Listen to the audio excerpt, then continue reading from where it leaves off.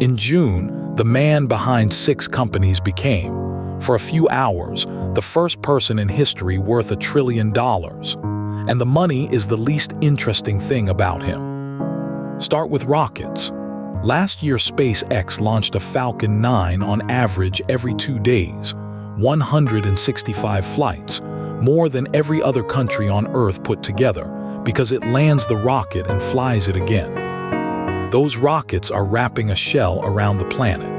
More than 10,000 Starlink satellites now beam internet down to 12 million people, in places a cable was never going to reach. On the ground, Tesla handed over 1.6 million cars last year, and in a handful of American cities, its robotaxis now pull up with nobody in the driver's seat. But Tesla's quieter revolution is the battery. 46.7 gigawatt-hours of storage went onto the grid last year, holding onto sunlight so it can be spent long after dark.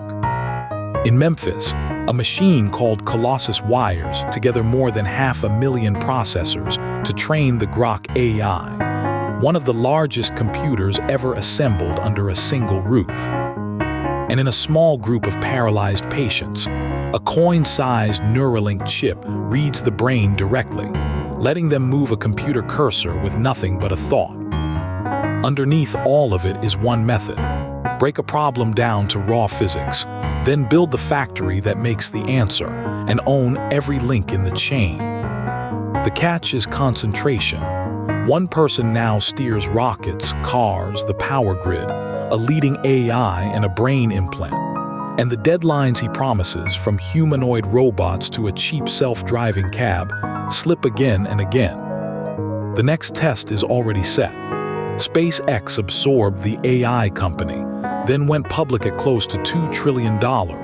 And now every eye is on Starship reaching orbit and flying home in one piece. If you learn something new, like, share and subscribe.